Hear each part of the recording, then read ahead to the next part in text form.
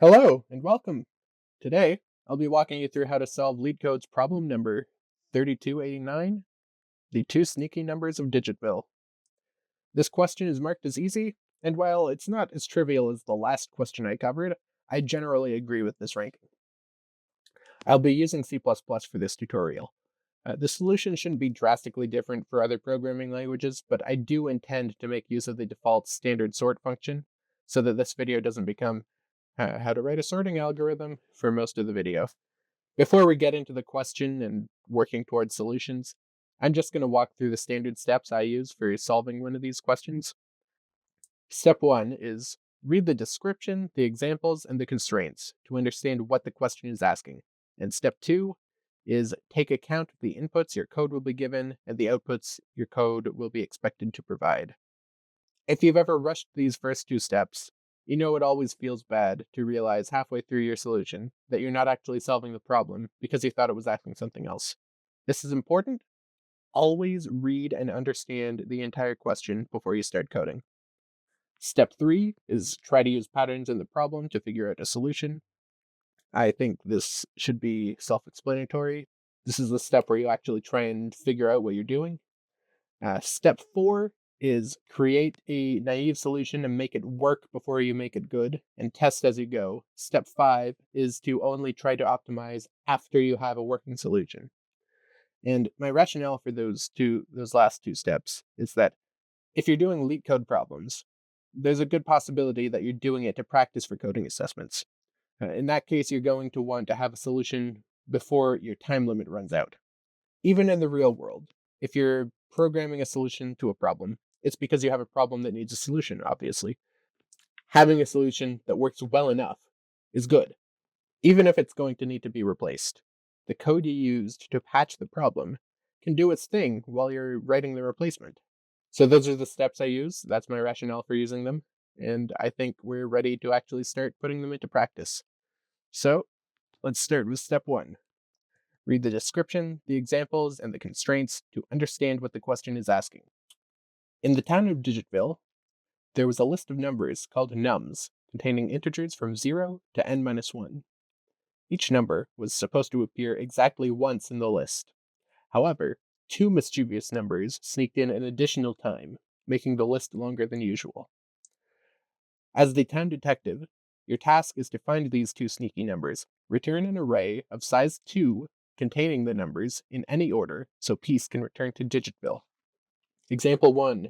Input numbers are an array 0, 1, 1, 0. The output for such an array should be 0 and 1, with the explanation being that the numbers 0 and 1 each appear twice in the array. Example 2. For an input array of 0, 3, 2, 1, 3, 2, the output should be 2, 3, because 2 and 3 are the numbers that appear twice in that array. And for example 3, with an input array of 7, 1, 5, 4, 3, 4, 6, 0, 9, 5, 8, 2, the output should be 4, 5, because 4 and 5 are the numbers that appear twice in the array.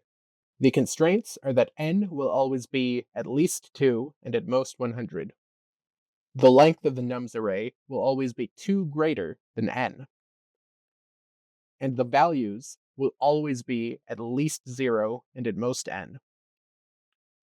The input is generated such that nums contains exactly 2 repeated elements.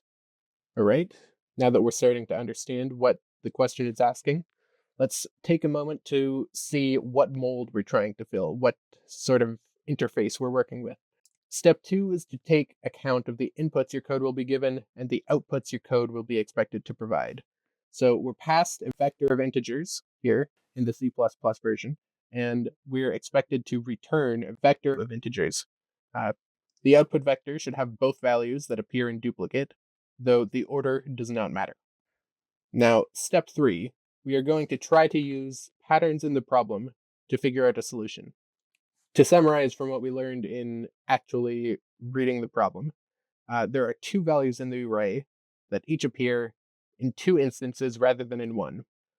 Now, this is setting off signals in my head. Whenever I hear a bunch of things in a list happening twice and the rest happening once, I think of the XOR operation and how any value XORed with itself will cancel itself out. Now, it's hard to think up a solution that utilizes this mechanism since there are two values of sneaky number, and therefore just XORing across the list of supposed and the list of actual numbers will churn out both the sneaky numbers XORed together with no obvious way to get them apart. So maybe that shouldn't be our first approach. We might revisit this later, though. So let's try a different approach. The duplicates will obviously have the same value as each other. It stands to reason that if the list was sorted, each value, which was duplicated, would appear directly beside its duplicate. So, with that observation in hand, let's move on to step 4. Create a naive solution, make it work before you make it good, and test as you go. So, knowing that a sorted list would have each value directly adjacent to any duplicate of that value, we can just sort the list and then iterate through it once to find the duplicates. I'll just be using the C++ standard library sorting function, so this video doesn't become how to build a sorting algorithm. With regard to the efficiency of the algorithm used by the standard sort, it scales in order n log n in terms of time, and order log n in terms of space.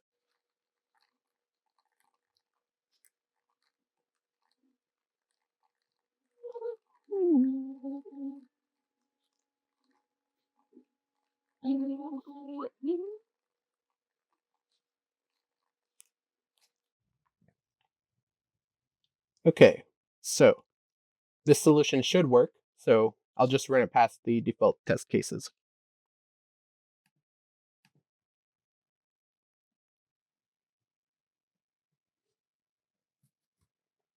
And that looks good.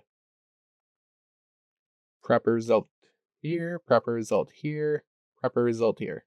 Okay, so I think that's good enough for step 4. Now let's move on to step 5. Only try to optimize after you have a working solution. Now, there are a couple minor optimizations that we could make here to skip unnecessary work. First, because there are exactly 2 distinct values of duplicates, any given element cannot be a part of more than one duplicate pair. So we can increment the loop counter by 1 after we find the first duplicate. Now let's check to make sure we didn't break anything by adding that.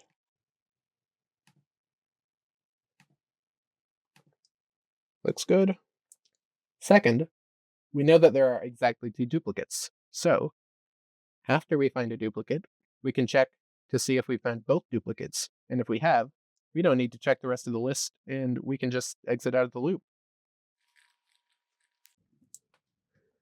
So let's try this. See,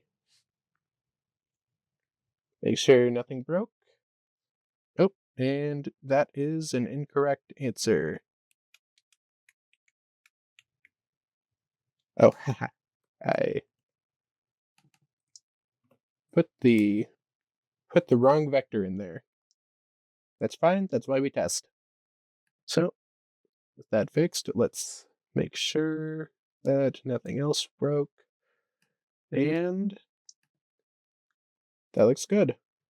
Okay, so now we have a working solution that passes the tests and which we have optimized. So there are other solutions for this problem. In fact, I'm aware that it's possible to create an XOR-based solution that scales in order n time instead of order n log n time. However, the overhead required for that solution makes it a poor fit for the relatively small problem sizes that LeetCode tests against. I'm going to make a submission here and see that it passes all the hidden test cases, and then we should be good to go. There we go, looks like it works. 0 milliseconds, very fast, although I personally attribute that to the relatively small problem size. As we can see here, n will never be more than 100, and so that means that the list size is never going to be larger than 102 elements, and with a problem size so small, any overhead is going to be a relatively larger portion of the amount of time that it spends doing work. And so with that in mind, this type of solution generally fits well. Anyway, that's how to solve LeetCode's problem 3289. This was a rather easy question, but not as straightforward to optimize as the last question I covered. Regardless, the procedure I used here should also work to solve more difficult questions as well. Thanks for watching. If you have any questions about the way I solved the problem in this video, or if you had another idea for a solution to this problem, or if you have any suggestions for other problems you want me to solve in the future, feel free to leave any of those in the comments below.